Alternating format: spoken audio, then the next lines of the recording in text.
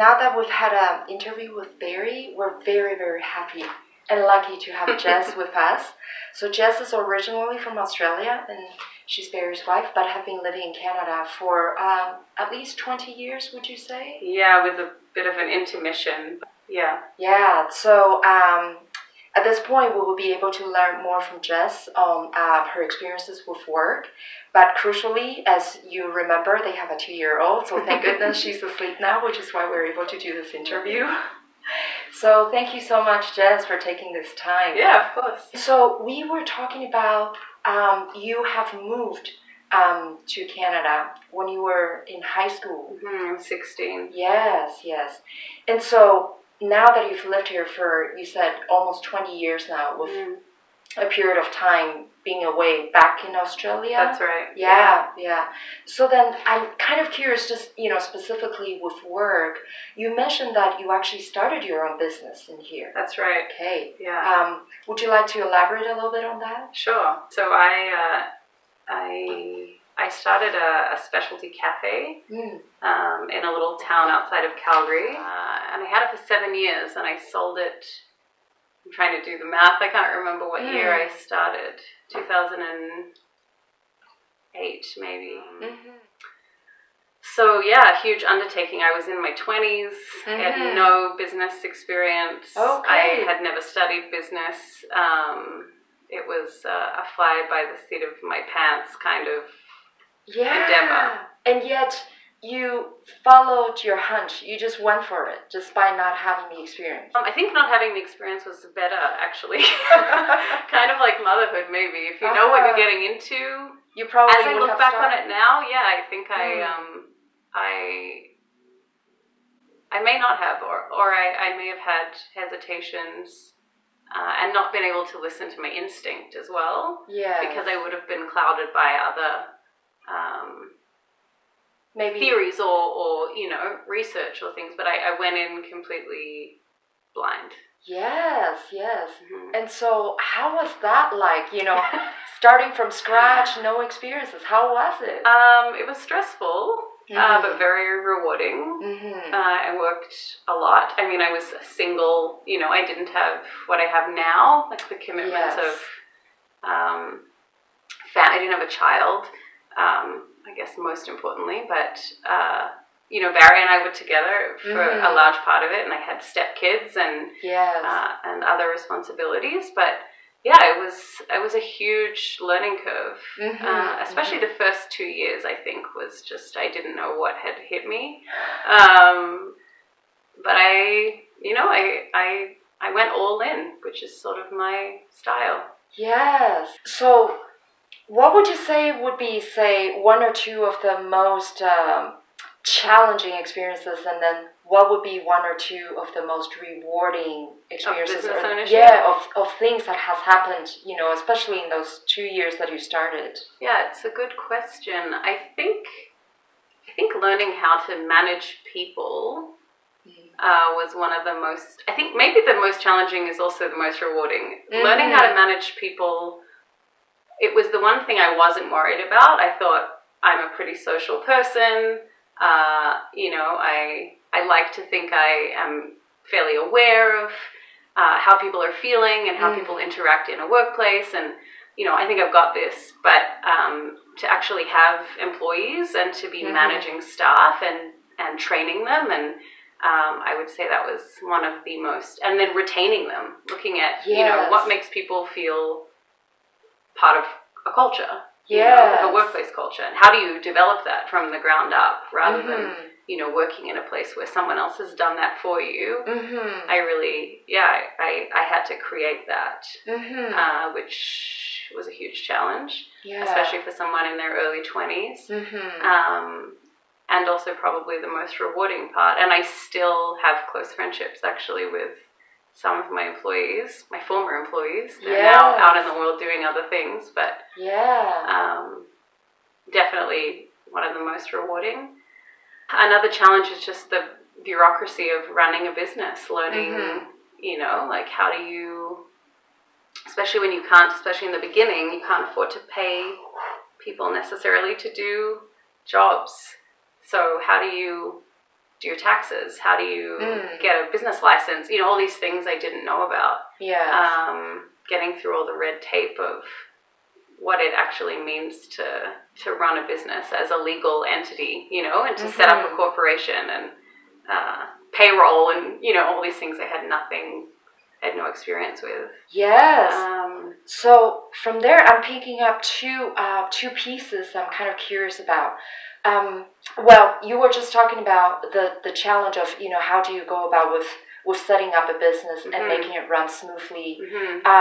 I was wondering, did you have, say, a mentor or somebody to guide you through the process, or how did you go about finding what works, what doesn't work? A lot of it's trial and error. A lot of it's Google, to be honest. Yeah. Look things up. You know, I did fairly early in the process find a woman who sort of took me under her wing. She was an accountant, so she was really amazing and probably worked a lot of hours that she didn't bill me for, trying to help me with the legal financial side of here's how you set all this up. I had no systems. You know, I had a checkbook and a bank account and customers, but you know, so I think she was. I don't know if I would say a mentor, but certainly an enormous help and a resource. And the rest, I just found my way. I mean, sooner or later, I developed a bit of a community, mostly here in Calgary. We were outside of the city, but I started to network within the first 2 years with other business owners, other specialty cafe owners, and at that time there were very few. It wasn't as much of a trend as it is now. We were really at the very, very beginning of it. So I think actually, amazingly, there wasn't much competition between businesses. We were all in it together because it was so new, and we were trying to work out what this industry was.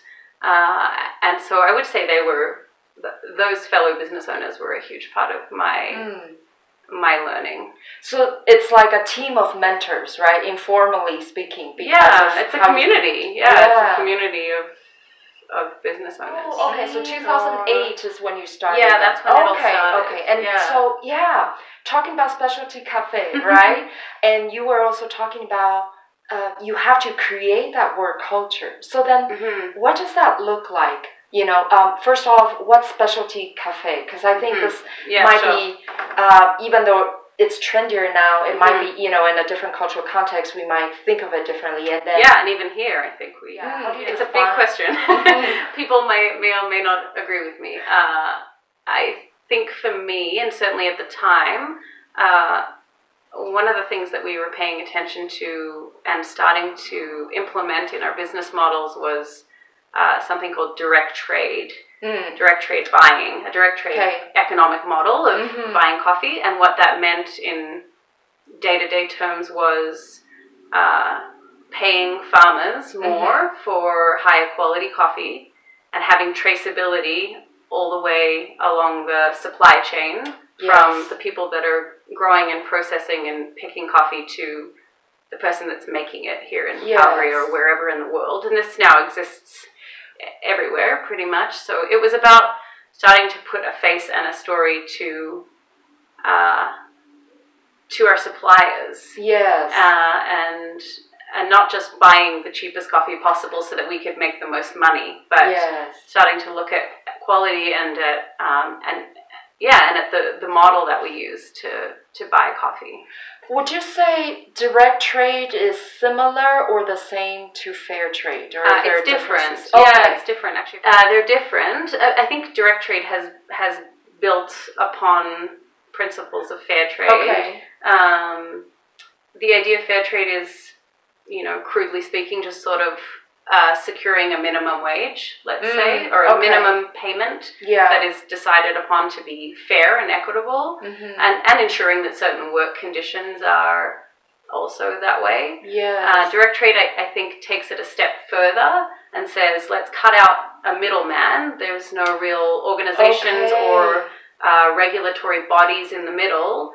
But I, as a cafe owner or a coffee roaster, maybe more specifically, I'm going to create a relationship with the people that grow this coffee. Yes. And I will buy it directly from them, so I can afford to give them more. I can afford to pay them more, and there's sort of creates this feedback loop. If there need to be changes, if things aren't working, if there are problems or logistical issues, you cut out all these people in the middle and you create a more direct connection between supplier and, you know, retailer or roaster. Yes, that's fascinating. So you were about to graduate from the university at that point. And then what happened there? Like, what got into you? You know, what was going through your mind as you, you know, thinking ahead about, I'm going to graduate, and then what? Yeah, I don't know that I thought about it a whole lot right before I graduated, but I graduated, and then I realized, the next step on this linear path is to get a job. My degree is in international relations and philosophy. I was working at the time for an NGO mostly with refugees, and I loved it. It was really interesting work, but I think I hadn't thought about my stage in life and whether I wanted a job like that right away. So I guess as to buy myself some time, I came back to Canada, which is where all my friends were, mostly at that point, because I had spent my teenage years here. And it felt like a nice escape from the reality of, you know, living in a big city and needing to get a job. And then I decided to stay and take this other path of running a business. So I guess it felt at the time like an escape from the hard work of getting a real job. Or what it seemed little did to I be. know. Yeah, I just wanted to have fun and do something creative and fun and social. But yeah, I mean, it was also a lot of work. And you didn't realize it until you've actually had to go into the business and realize that. As you move along. Oh yeah. No, I had no idea. Yeah, what a journey. Yes. Yeah. And so then, now you've mentioned you started this business in 2008, and then you've been running it for 7 years. Now, was there any particular reason, you know, a time in your life that you've wanted to switch a direction or something that helped you make that decision? Yeah, to close your business. To sell your business. Yeah, I was very lucky to be able to sell it, actually. There were a couple of things. Yeah, I guess most practically speaking, my lease was up for renewal. The lease for the business, for the premises. It was very expensive.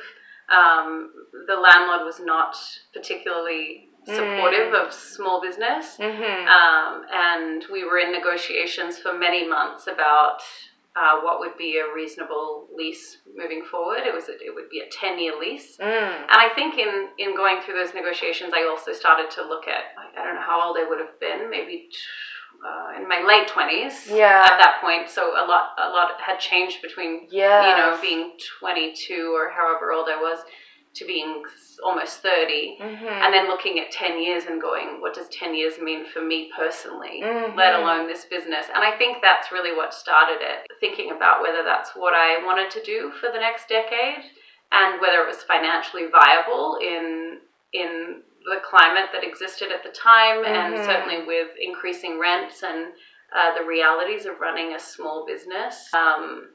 It was not looking particularly viable from that perspective either. And I think the sacrifices, just on the note of direct trade coffee, I could have made certain sacrifices, I think, to increase my profit margin.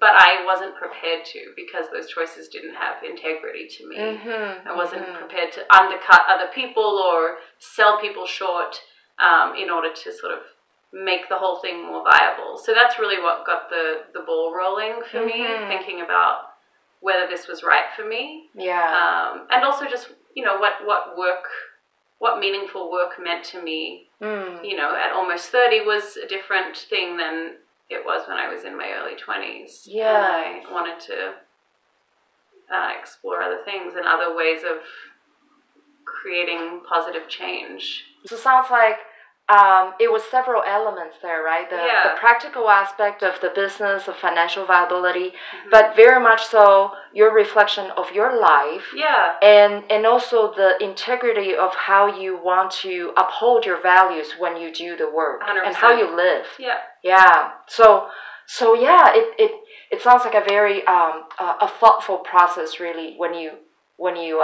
come to the closing, really.